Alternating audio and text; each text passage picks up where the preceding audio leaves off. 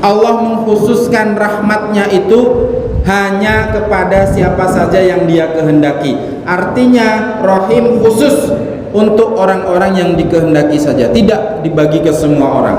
Wa rahmati wasi'at kulla syai', kata Allah. Fasa'aktubuha lil ladzina yattaquna wa yu'tuna zakata wal ladzina hum bi ayatina yu'minun. Walaupun rahmat saya ini banyak, wa rahmati wasi'at, rahmat saya ini luas, tapi kata Allah, rahmat saya yang bernama Rahim ini hanya saya berikan kepada siapa?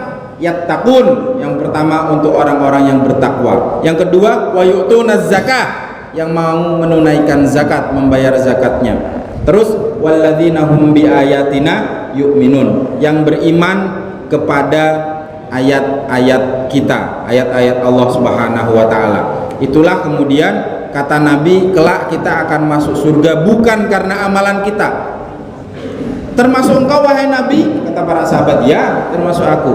Aku pun tak mampu untuk masuk surga sebab amalanku. Yang bisa memasukkan surga adalah rahmatnya Allah. Berarti surga itu rahmat, dan rahmat itu diberikan untuk orang beriman saja. Orang kafir tidak mungkin masuk surga. Orang kafir tidak mungkin untuk bisa mencicipi harumnya bau surga. Man amila sholihan min dzakarin wa untha. Siapa surga itu? Surga itu diperuntukkan untuk siapa? Wa huwa mu'minun, untuk orang mukmin. Falanuhyiyannahu hayatan thayyibah, mereka akan mendapatkan penghidupan yang baik. Walanajziyannahum ajrahum bi ahsana ma kanu ya'malun, maka kami akan ganti, maka kami akan balas dengan penghidupan yang lebih baik dibanding kehidupan mereka selama di dunia ini.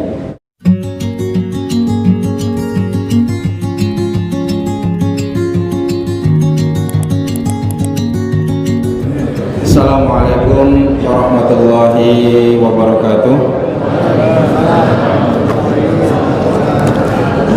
Innal hamdalillah nahmaduhu wa nasta'inuhu wa nastaghfiruh wa na'udzu billahi min syururi anfusina wa min sayyiati a'malina. Man yahdihillahu fala mudilla lahu wa may yudlil fala hadiyalah. Asyhadu an la ilaha illallah wahdahu la syarikalah wa asyhadu anna Muhammadan abduhu wa rasuluh la nabiyya wa la rasula ba'dah. Subhanaka la ilma lana illa ma 'allamtana innaka antal alimul hakim. Rabbi shrah li sadri wa yassir li amri wahlul 'uqdatam min lisani yafqahu qawli, amma ba'du. Hadratul muhtaramin yang kami hormati, orang tua kami semuanya yang hadir di pagi hari ini, pembina Majelis Duha Nasional Pak Haji Bustami, Pak Haji Baihaqi, serta seluruh pengurus Majelis Duha Nasional, Pak Direktur, Pak Sekjen, dan semua anggota Majelis Duha Nasional, terutama kepada tuan rumah, pengurus takmir Masjid Fastabiqul Khairat Komplek SMA, serta yang kami muliakan dan takzimi serta hormati Bapak dan Ibu jamaah Majelis Duha Nasional dari masyarakat sekitar Bulian, dari pengurus-pengurus masjid dan juga jamaah-jamaah masjid yang sudah Allah takdirkan kita bisa berkumpul dan bersama-sama untuk bertemu di Masjid Fastabiqul Khairat ini. Alhamdulillah, kita terus melantunkan pujian kita, karena satu-satunya yang layak kita puji, layak kita haturkan segala pujian adalah hanya Allah Subhanahu wa taala. Sebagaimana yang sudah kita bahas di beberapa pekan yang lalu terkait dengan makna dari tadabbur ayat 1 surat Al-Fatihah, di mana kita membahas bahwa mutlak kita memuji dengan lafaz alhamdu hanya untuk Allah Rabbul Alamin, yang merupakan Tuhan, yang merupakan pengatur, yang merupakan murabbi, yang merupakan pengayom bagi seluruh penduduk di alam semesta, baik di langit, di bumi yang nampak maupun tak nampak. Maka Bapak Ibu yang dirahmati Allah Subhanahu wa taala, Kita masih membahas ya, karena di beberapa pekan yang lalu kami sampaikan bahwa kenapa kita membahas surat Al-Fatihah, sebab Rasulullah SAW mengatakan dalam sebuah hadisnya, la sholata liman lam yaqra bi fatihatil kitab. Tidak sah sholat seseorang jika dia tidak membaca surat Al-Fatihah. Dan termasuk banyak sekali hadis-hadis lainnya mengatakan, misalnya ala adulluka bi ummil Qur'an, ala adulluka bi kanzil Qur'an, tidakkah engkau mau aku tunjukkan tentang induk dari segala apa yang termaktub di Al-Qur'an? Maka jawabannya adalah surat Al-Fatihah. Maka kemudian Bapak Ibu yang dirahmati Allah Subhanahu wa taala, bahwa kemudian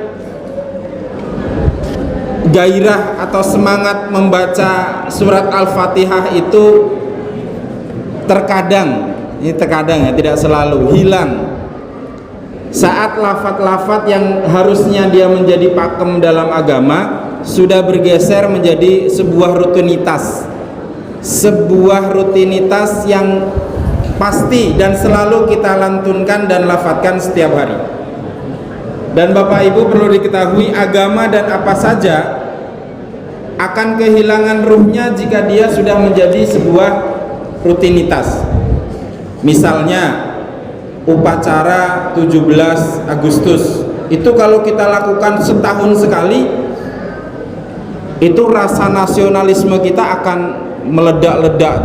Rasa-rasanya kita persiapan prepare untuk menyiapkan baju, menyiapkan sepatu, menyiapkan peralatan dan perlengkapan yang lainnya, itu dengan penuh persiapan yang matang. Tapi kalau upacara itu sudah kita lakukan setiap minggu, setiap hari Senin seperti anak-anak sekolah kita, maka upacara itu rasa-rasanya sudah menjadi sebuah rutinitas yang kesakralannya mungkin akan berkurang. Kira-kira analoginya seperti itu. Termasuk surat Al-Fatihah, jangankan seminggu sekali, sehari saja minimal kita baca 17 kali, itu yang wajib. Belum ditambah zikir kita, belum ditambah sholat sunnah kita, belum ditambah dengan bacaan-bacaan yang lainnya di luar dari rutinitas wajib-wajib yang kita lakukan setiap hari. Maka kata para ulama, rasa atau gairah ini harus kita bangkitkan kembali, harus dihidupkan kembali agar dia menjadi mukhul jasad, agar dia menjadi injisam, agar dia kembali, ruh kita terasa kalau kita baca Al-Fatihah itu kita menghayati dan memaknainya kembali dengan sepenuh hati. Itu kenapa kami menyampaikan tadabbur dari surat-surat Al-Fatihah. Termasuk sebuah hadis yang disampaikan oleh Rasul sallallahu alaihi wasallam, bahwa Rasulullah sallallahu alaihi wasallam yaqul, qala Allah azza wa jalla, qasamtus sholata baini wa baina abdi nisfain. Aku membagi, kata Nabi, salat itu dua bagian. Wali abdi ma sa'al, dan bagi hambaku apa yang dia mohonkan akan aku kabulkan. Fa idza qala al-'abdu alhamdulillahi rabbil alamin, sudah kita bahas di beberapa pekan yang lalu. Jika seorang hamba mengucapkan, menyampaikan, melafadzkan kalimat alhamdulillahi rabbil alamin, qala Allah azza wa jalla hamidani abdi, kata Allah, oh hambaku sedang memujiku dengan ucapan alhamdulillahirabbil alamin. Allah tersanjung, Allah senang dan Allah bahagia. Wa idza qala ar-rahmanir rahim, dan ini pembahasan tema kita di pagi hari ini, ayat yang ketiga. Ketika seorang hamba melafadzkan ar-rahmanir rahim, maka qala Allah azza wa jalla, Allah berkata, Allah berfirman, athna alayya abdi. Ini masih tentang sanjungan. Maka Allah mengatakan, Allah berfirman, hambaku telah memujiku. Wa idza qala al-'abdu maliki yaumiddin, jika seorang hamba melanjutkan lafadznya dengan ucapan maliki yaumiddin, maka qala Allah azza wa jalla majjadani abdi, hambaku telah memuliakanku, memujiku, menyanjungku, memuliakanku, sampai di ayat yang keempat. Wa idza qala al-'abdu iyyaka na'budu wa iyyaka nasta'in, jika kita kemudian melanjutkan ucapan kita dengan lafaz iyyaka na'budu wa iyyaka nasta'in, qala hadza baini wa baina 'abdi wa li 'abdi ma sa'al. Kata Allah, inilah bagianku dan bagian hambaku, dan bagi hambaku apa yang dia minta akan aku kabulkan. Apa permintaan seorang hamba berikutnya? Dengan ucapan ihdinas siratal mustaqim, tunjukilah kami jalan yang lurus, siratal ladzina an'amta 'alaihim ghairil maghdubi 'alaihim waladdallin, amin. Maka Allah qala hadza li 'abdi wa li 'abdi ma sa'al, ini adalah bagian hambaku, maka untuk hambaku apa yang dia minta akan aku kabulkan. Maka terkadang kita menemukan imam-imam agak ada jeda sejenak sebelum amin. Di situ ada sebuah permintaan yang terekam dalam hatinya. Tidak ada lafaz khusus, bebas saja menyampaikan apa, itu ada tambahannya. Walaupun sebenarnya ketika kita membaca surat Al-Fatihah itu adalah lantunan ucapan doa yang kita sampaikan kepada Allah dengan permohonan ihdinas siratal mustaqim, dan itu cukup untuk merangkum dari semua permintaan. Asal kita ditunjukkan jalan lurus, jalan yang tidak dimurkai Allah, jalan yang diridai Allah, maka insya Allah selamat hidup kita di dunia maupun di akhirat. Bapak Ibu yang dirahmati Allah Subhanahu wa taala, mohon izin kami di atas Pak Bayhaqi, Pak Bustami, dan bapak-bapak orang tua kami yang lainnya. Sepertinya umur saya yang paling muda. Ini kalau penampakan sekilas ya. Walaupun ada anak-anak tadi saya nengok di belakang. Saya 36 tahun. Insya Allah yang masih muda, tapi saya di atas. Tadi agak kurang bagaimana. Mudah-mudahan karena biar bisa dilihat ibu-ibu yang di belakang.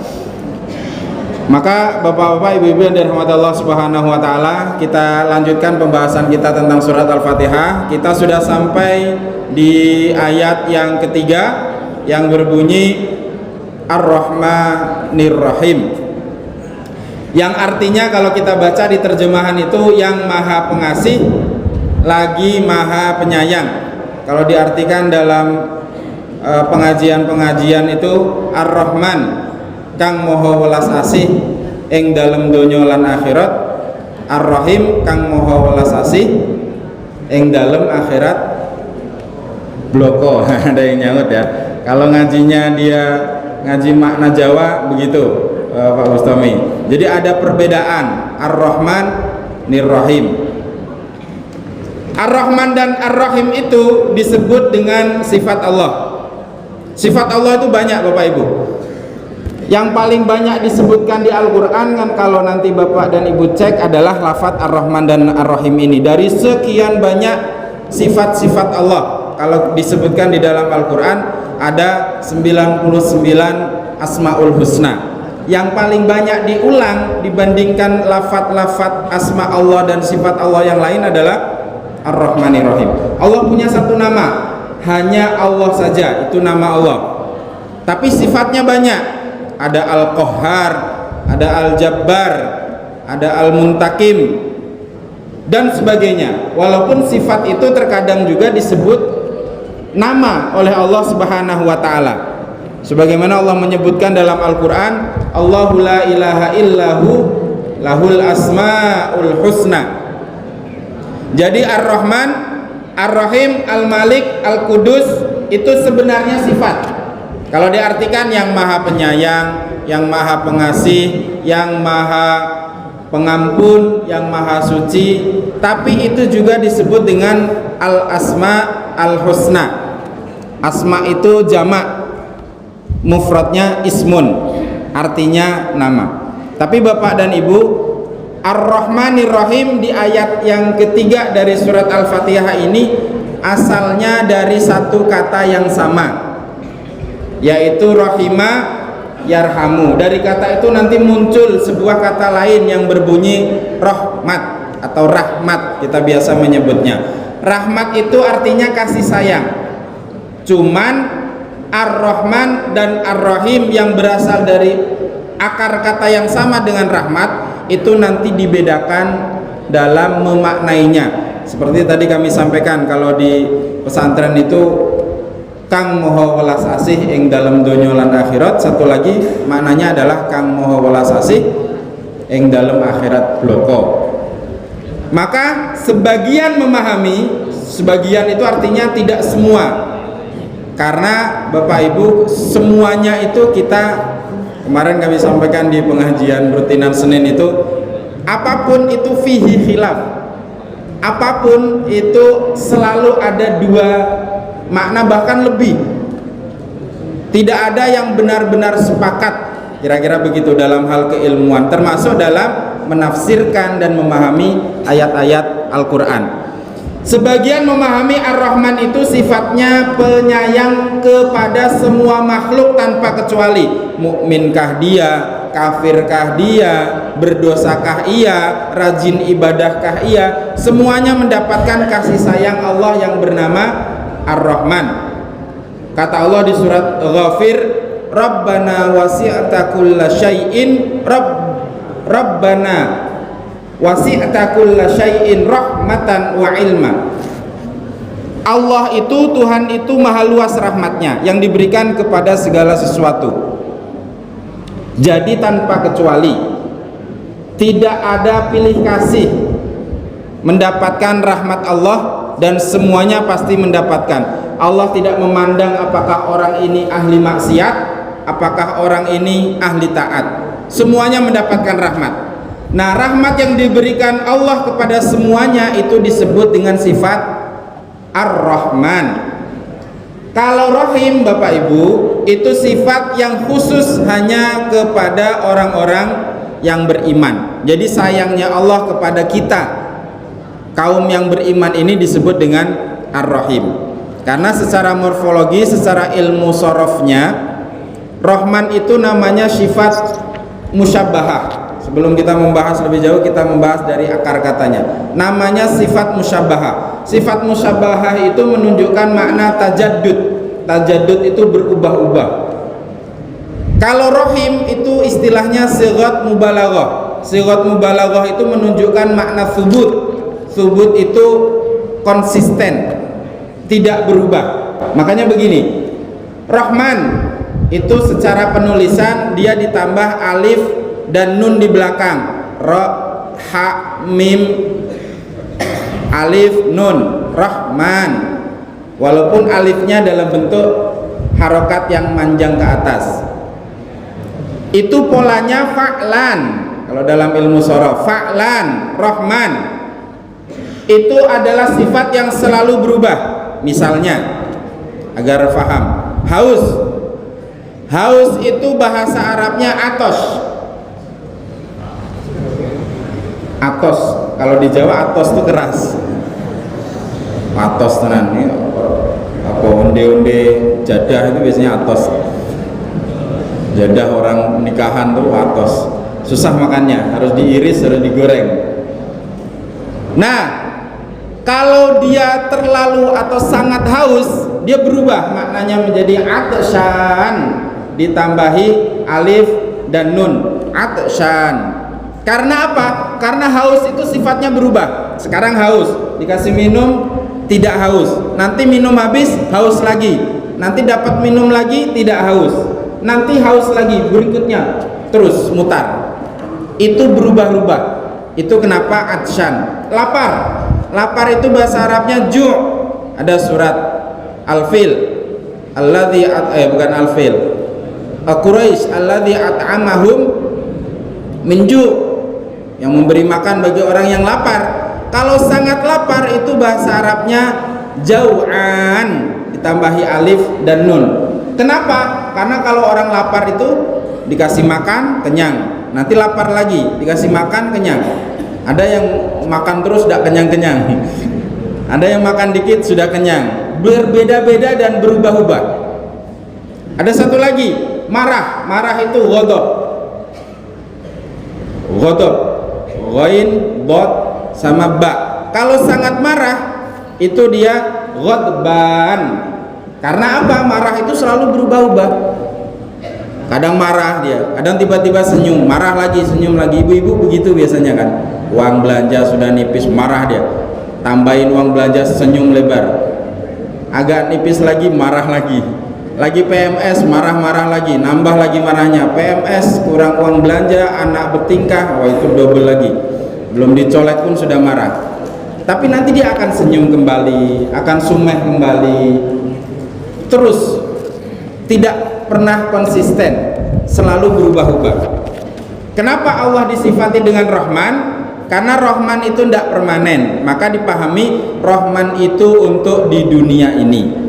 Jadi sayang Allah di dunia ini namanya Rahman, karena di dunia ini sifatnya berubah-ubah. Kalau Rahim Bapak Ibu, Rahim itu sifatnya permanen, subut, tidak lagi berubah atau konstan dia. Misalnya kalau tadi kita kasih contoh di Rahim ini, misalnya towil. Towil itu artinya panjang atau tinggi.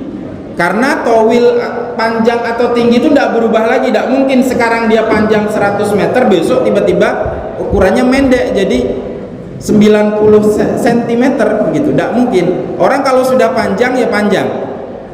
Atau misalnya jamil, cantik atau gagah.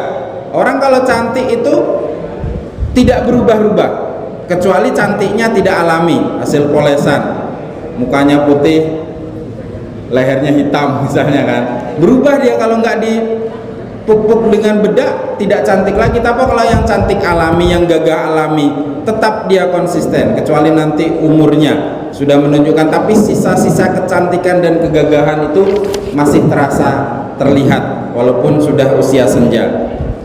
Balik, orang dewasa, tidak mungkin sekarang dewasa tiba-tiba dia besok kembali menjadi anak kecil. Pola katanya sighat mubalaghah berarti konsisten, permanen. Maka Rahman itu berubah-ubah, kalau Rahim dia permanen. Rahman sayangnya Allah untuk semua kita yang di dunia, sementara Rahim sayangnya Allah untuk orang yang beriman saja, dan itu nanti di akhirat. Bukti bahwa apa dalil yang menunjukkan bahwa Rahman itu untuk semua termasuk untuk orang kafir? Bapak Ibu cek di surat Al-Mulk. Tadi kita tidak baca ya, tadi Yasin dengan Al-Waqiah saja. Di surat Al-Mulk itu ada sebuah lafaz yang berbunyi faman yujirul kafirin min adzabin alim. Ayat berikutnya berbunyi kul huwar rahman. Siapa, kata Allah, yang bisa menyelamatkan orang kafir min adzabin alim, dari azab yang pedih? Allah mengatakan kul, katakan, dialah Ar-Rahman, yaitu sifat Allah Ar-Rahman yang dapat menyelamatkan orang kafir dari siksaan yang pedih. Jadi orang kafir pun dapat rahmat dari Allah berupa sifat Rahmannya. Allah menyebut Ar-Rahman, bukan kul huwar rahim, bukan Rahim. Ini menunjukkan rahmat Allah berlaku juga untuk semuanya termasuk orang kafir. Kata Allah berikutnya, jika di surat Al-Jumu'ah yang biasa dibacakan oleh khatib ketika menjadi imam, jika datang panggilan untuk sholat, untuk ibadah, maka wadarul baik, maka fas'au ila dzikrillah wadarul baik. Sebab apa kita disuruh untuk menutup toko, mengunci toko ketika datang panggilan azan? Sebab rizki kita tak akan lari. Tutup tokomu, rizkimu akan datang menghampirimu di saat waktu lain, karena itu sudah menjadi catatan untuk kamu. Dan Bapak Ibu perlu ketahui bahwa kita tidak akan mati kecuali rizki kita sudah sampai semuanya, sudah penuh. Itulah makna dari wafat. Wafat itu artinya penuh, sudah penuh jatah kita. Ketika kita nanti menghadapi sakaratul maut, datang malaikat pemberi rizki atau pengantar rizki itu kepada kita, ya fulan, wahai hamba Allah, aku telah berjalan seluruh penjuru bumi, ke utara, ke selatan, ke timur, ke barat, dan sudah tidak ada lagi jatah rizkimu aku temukan. maka saatnya engkau pergi. Kalau ternyata ada jatah kita di Madinah misalnya, oh berarti kita harus mengambilnya dulu, belum jadi wafat kita. Dan kita berdoa mudah-mudahan rizki kita masih bertebaran di mana-mana, jadi lama juga kita nanti menghadapi sakaratul maut. Jangan dulu ya Allah, masih ada rizkiku di kampung, masih ada tanah sepetak di sana. Jangan dulu lah gitu. Sambil kita mengumpulkan bekal sebanyak-banyaknya. Karena yang terbaik adalah umur panjang, berkah, dan juga manfaat kita bisa pakai untuk kebaikan. Dan nanti Bapak Ibu yang dirahmati Allah Subhanahu wa taala, ketika kita mati lalu kemudian kita ditanya nanti di alam berikutnya oleh Allah, yang ditanya bukan berapa banyak rezeki yang kita dapat, tapi bagaimana fi maktasab, dari mana kita dapat, wa aina wa ila aina anfaqo, dan kemana kita membuang atau menyalurkan rizki kita tersebut. Adapun jumlah Allah sudah tahu, sebab Allah yang menjatahnya, sudah ada catatannya. Tak perlu sibuk Allah kemudian menanyakan kamu dapat berapa, karena sudah ada catatannya. Jatah kita sudah ada dan tidak pernah meleset dari catatan tersebut, sesuai dengan sifat rahmannya Allah. Orang kafir kalau dicatatkan banyak, dia tidak akan berkurang jatahnya sebab kemaksiatannya, tidak. Begitupun ahli ibadah, tidak akan dia bertambah catatannya dengan bertambahnya ketaatan dia kepada Allah Subhanahu wa taala. Namun Bapak Ibu, keberkahan rizki ini ditentukan oleh ibadah ya. Ini maksudnya. Kita selama ini memahaminya seperti itu. Jadi agar duduk di tempatnya, bahwa tidak ada tambahan, tidak ada pengurangan sesuai dengan jumlah catatan, namun keberkahan rizki ditentukan oleh ibadah kita. Sebab itulah janji Allah, kalaulah penduduk di negeri itu mau beriman dan bertakwa, wattaqau, apa kata Allah? La fatahna alaihim barakat minas sama. Kata Allah, jika mereka mau beriman dan bertakwa kepadaku, maka akan dibukakan keberkahan oleh Allah Subhanahu wa taala. Sebab Bapak Ibu, bisa jadi banyak tapi tidak berkah, jadi petaka buat dia. Bisa jadi dikit tapi berkah, jadi kebaikan untuk dia. Itulah kenapa janji Allah itu rizkinya bukan yang banyak, tapi rizkinya yang lapang, yang berkah. Wallahu yabsutur rizqa liman yasha. Allah melapangkan rizki, bukan membanyakkan rizki. Bukan membanyakkan. Di surat Nuh juga disebutkan bahwa tadi dipimpin oleh Pak Haji Bustami, istighfar kita pagi-pagi. Sebab kata Allah, fakultu staghfiru, maka istighfarlah.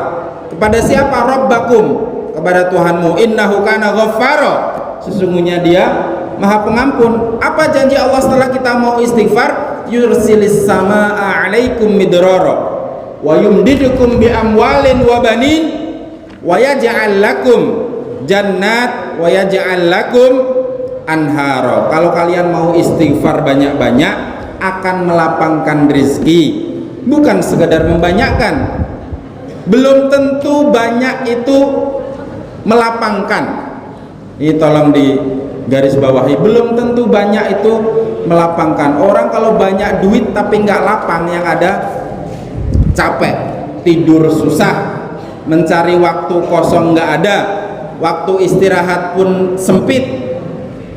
Kalaupun ada juga tak nyenyak tidurnya. Jangankan datang ke pengajian, waktu untuk keluarga saja tak ada. Banyak orang yang hidupnya kaya namun stres. Itulah kenapa kalau kita temukan di tempat-tempat wisata itu rata-rata orang kaya yang datang ke sana. Apa ketika mereka ditanya, kami ingin healing, kami ingin refreshing. Refreshing itu adalah sebuah ungkapan kata yang menunjukkan bahwa dia itu tidak fresh.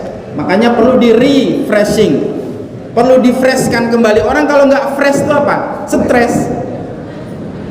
Dan yang stres itu adalah orang-orang yang kaya. Itulah bukti bahwa uang yang banyak belum tentu melapangkan. Orang miskin kemana? Nggak ada dia jalan-jalan, makan aja susah, mending beli beras. SPHP 60.000, minyak kita dia 20.000. Tapi hidupnya lapang sebab rizkinya dikit, tapi Allah berkahi, jadi aman dan jadi kebaikan untuk dia. Bapak Ibu, tingkatan stres orang miskin dan kaya itu lebih banyak orang kaya. Katanya, saya belum pernah ya, belum sampai di titik kaya soalnya. Nanti saya ceritakan kembali kalau memang itu benar. Tapi katanya, menurut penelitian, tingkatan stres orang yang miskin dan yang kaya itu lebih banyak dan lebih rentan orang kaya.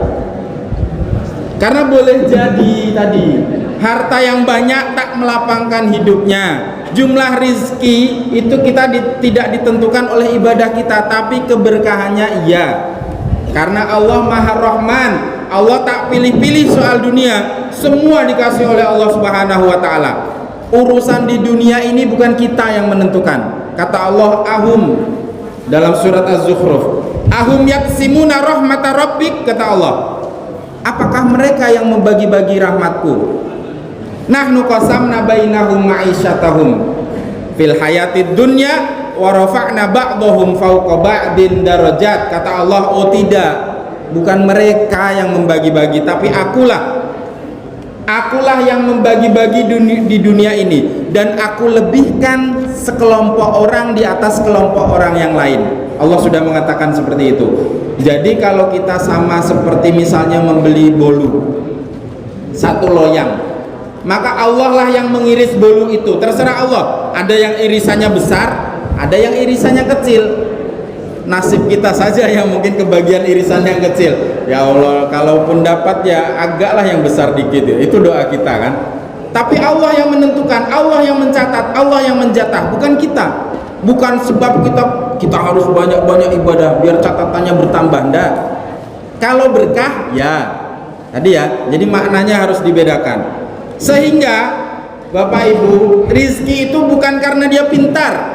Salah Bapak Ibu kalau menyekolahkan anak tinggi-tinggi, mengkuliahkan sampai S3 dengan maksud dan tujuan agar rizkinya besar, agar pekerjaannya hebat. Tidak ada pengaruhnya. Betapa banyak profesor doktor hidupnya gitu-gitu saja. Rumah dinas, mobil dinas, dosen dia PNS. Gaji PNS berapa? Ini kata tokeh-tokeh sawit tuh gitu.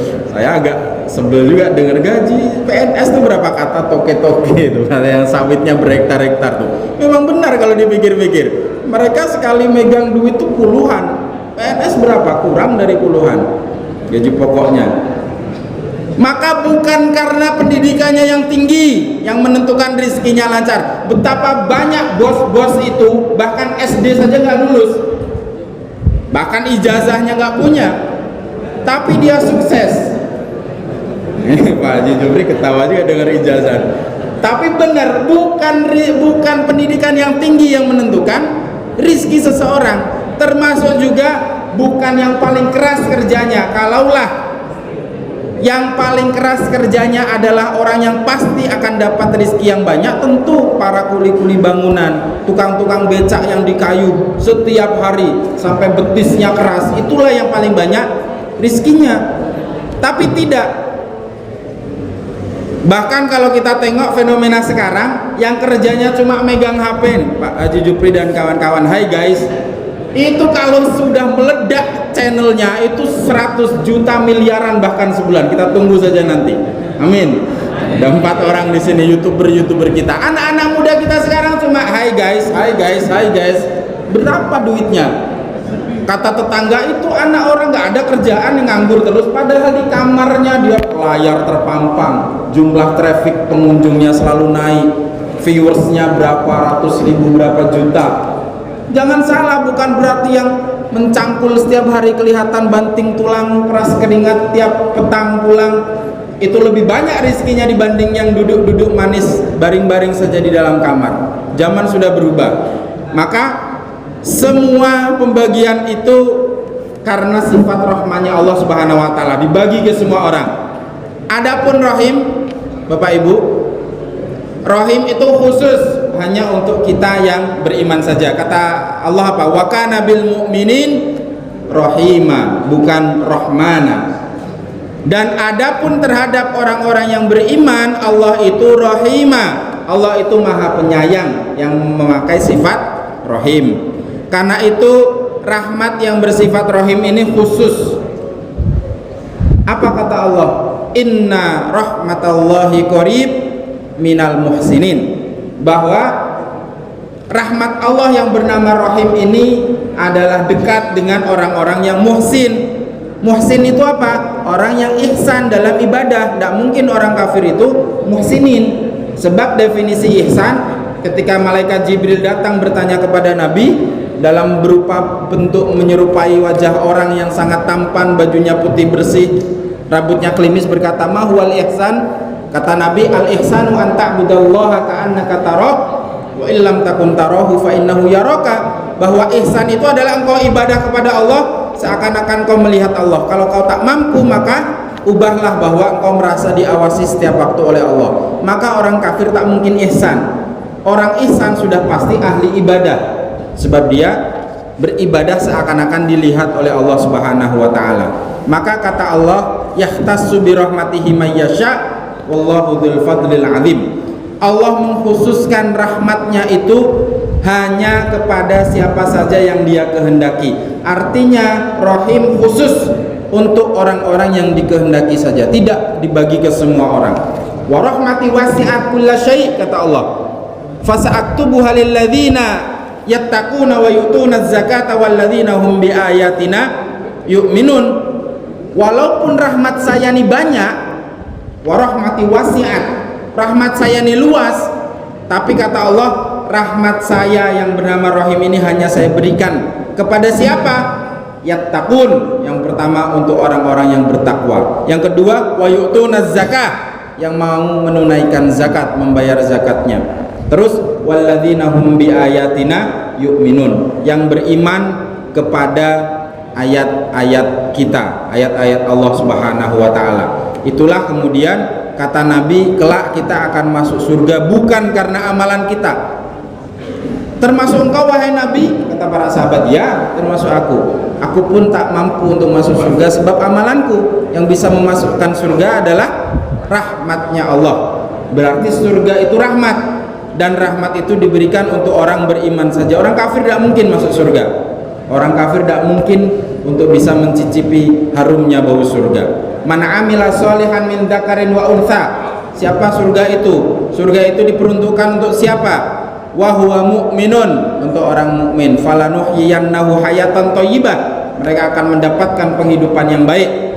Walanajziyannahum ajrahum bi ahsana ma kanu ya'malun, maka kami akan ganti, maka kami akan balas dengan penghidupan yang lebih baik dibanding kehidupan mereka selama di dunia ini.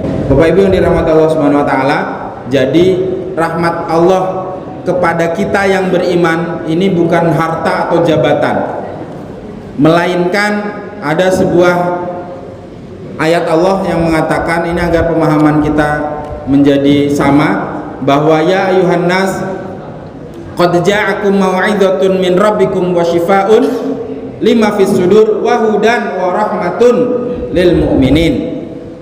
Jadi Bapak Ibu, rahmat Allah yang terbesar itu bukanlah harta, bukanlah uang, bukanlah jabatan, bukanlah apapun yang kita terima di dunia ini, tapi kul bi fadlillahi wa bi rahmatihi fabidzalika falyafrahu huwa khairum mimma yajma'un. Dengan karunia dan rahmatnya Allah yang berupa hudan, petunjuk, warahmah, dan juga dia rahmat, wasyifa, dan dia merupakan obat, wa mau'idah, dan dia merupakan nasihat, merupakan sumber dari segala problem yang kita punya. Dialah satu-satunya yang bernama mukjizat Nabi Muhammad, yaitu Al-Quran. Maka kalaulah Bapak Ibu hati kita dekat dengan Al-Quran, nyaman dengan Al-Quran, maka kita layak untuk falyafrahu, bergembira, karena itu lebih baik daripada dunia dan isinya, mengalahkan jabatan, mengalahkan harta, mengalahkan kekayaan. Kalau hati kita nyaman dan dekat dengan Al-Quran, jangan anggap sepele Bapak Ibu dekat dengan Al-Quran. Kita introspeksi saja. Ketika kita berada di luar bulan suci Ramadan, betapa sering kita abaikan Al-Quran itu. Masih teronggok dia di rak-rak di depan dan di belakang. Bahkan di rumah-rumah kita pun ada mushaf tuh. Tapi hati kita, kerentek kita untuk mau mengambil dan membukanya, itu kita perhatikan. Ketika kita berada di luar bulan Ramadan, di mana setan-setan bergentayangan, setan pula yang salah. Betapa kemudian kecenderungan hati kita untuk membuka Al-Quran itu luar biasa. Maka kalau kita dikaruniai Allah rasa nyaman, rasa dekat, rasa ingin terus berinteraksi dengan Al-Quran, pertahankan dan patut bergembira. Maka kalau kita sudah sepuh-sepuh ini, kita punya anak, kita punya cucu, anak-anak cucu kita kalau dia mau mondok, dia mau ngafal Quran, maka kata para ulama, kalau bapak ibu punya harta, punya aset miliaran, kalaupun habis untuk anak cucu kita mondok dan ngafal Al-Quran dan dekat dengan Al-Quran, habiskan. Habiskan, tidak ada ruginya. Kalau kemudian itu bisa mengantarkan anak cucu keturunan kita dekat dan berinteraksi dengan Al-Quran, sebab itu adalah hudan warahmatun lil mu'minin. Itu sebesar-besar paha, sebesar-besar karunia, sebesar-besar rahmat. Falyafrahu huwa khairun mimma yajma'un. Dia lebih baik dibandingkan apapun yang mampu kalian kumpulkan di dunia ini. Maka mudah-mudahan kita diberikan hati yang condong kepada Al-Quran, bukan hanya di bulan Ramadan. Kalau bulan Ramadan rasanya mudah, banyak lantunan ayat Quran, kita kondisinya jauh dari makanan, apalagi bengang-bengong, bosan juga, maka ambil Quran, kita baca. Tapi kalau sehari-hari kita sibuk, maka sempatkan sehari. Ada program one day one juz, sehari 1 juz. Ada program one day setengah juz. Ada program one day 1 hari 1 halaman. Ada program one day 1 hari 1 ayat. Macam-macam programnya.